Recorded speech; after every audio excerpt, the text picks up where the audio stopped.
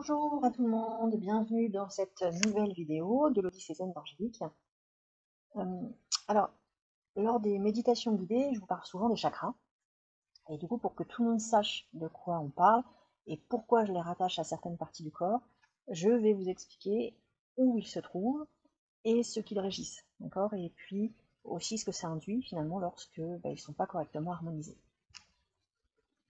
Alors, vous aurez donc cette petite vidéo puisque on dénombre 7 chakras principaux. On n'a pas que 7 chakras, mais ce sont les principaux. Alors peut-être que déjà je vais expliquer ce que c'est qu'un chakra. C'est un mot sanskrit qui signifie roue ou, tenez-vous bien, foyer d'énergie en état de rotation perpétuelle.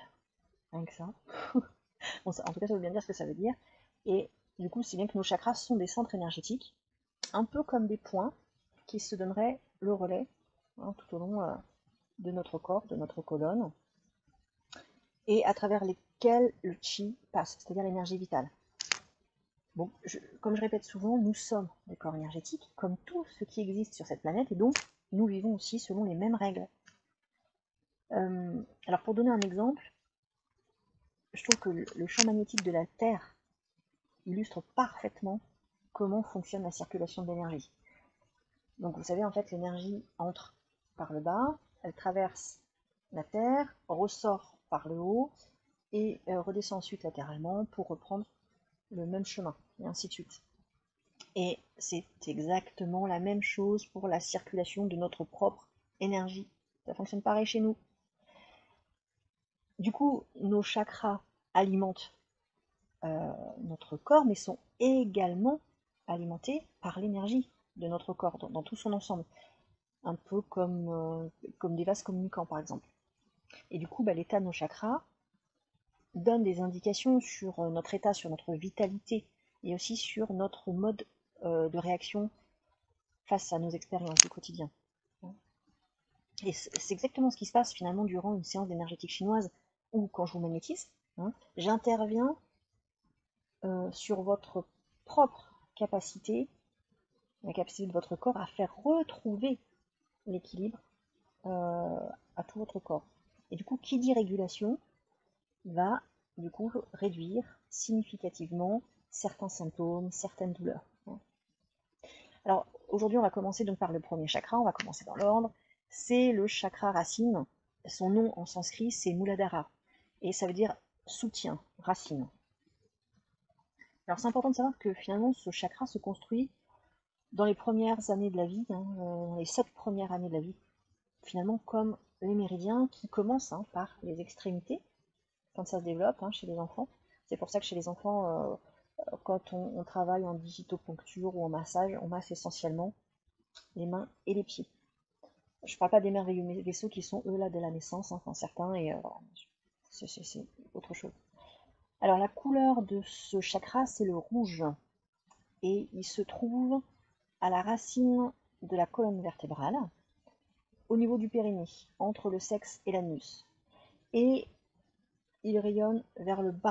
Quand vous êtes en posture assise, son énergie va vers le bas. Alors, il est donc situé en bas du corps et il est du coup logiquement en relation étroite avec nos pieds, nos chevilles, enfin tous les membres inférieurs.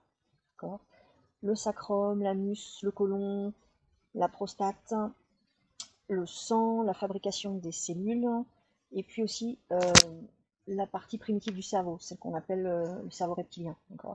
Le coccyx, les reins, la structure osseuse, et il est lié comme type de blessure aux blessures fondamentales en fait, surtout celle du rejet et de l'abandon.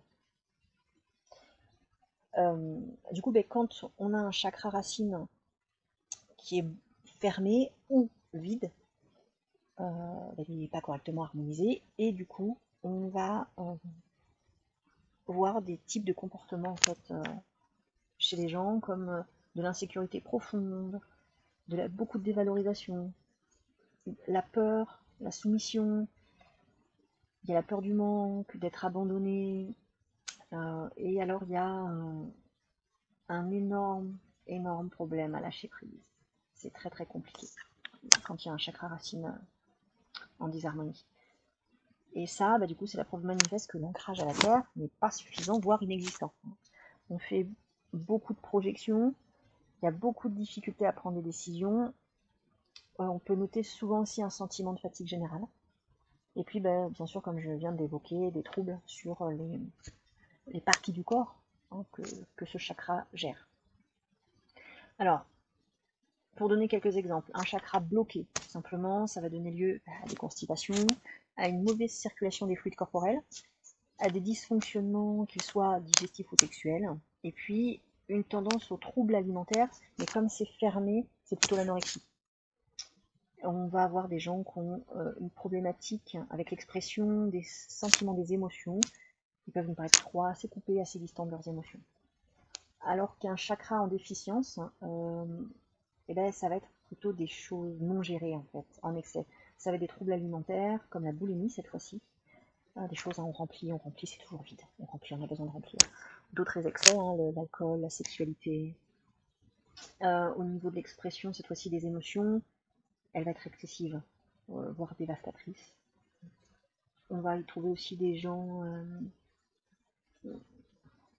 tout ça, ça joue évidemment dans l'enfance, comme on vient de le dire, mais qu'on va avoir beau encourager, valoriser, ça prend pas. Ça prend pas. Ils ont vraiment cette sensation de dévalorisation et tout va toujours de travers.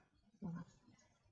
Alors, même si vous êtes concerné par un chakra racine pas bien harmonisé, bien sûr qu'il est possible d'apprendre à les harmoniser, mais il faut bien avoir conscience que c'est un travail qui n'est pas difficile, c'est sûr, mais qui demande du temps. Ce qu'on a l'impression de ne plus avoir dans notre société. Il faut que ça aille vite, vite, et c'est pas possible. Donc en fait, il faut aussi avoir la conscience quand on fait ces petits exercices et la pratique. Donc à votre préférence, vous pouvez utiliser de la visualisation, de la méditation, du yoga, la lithothérapie, les huiles essentielles, etc.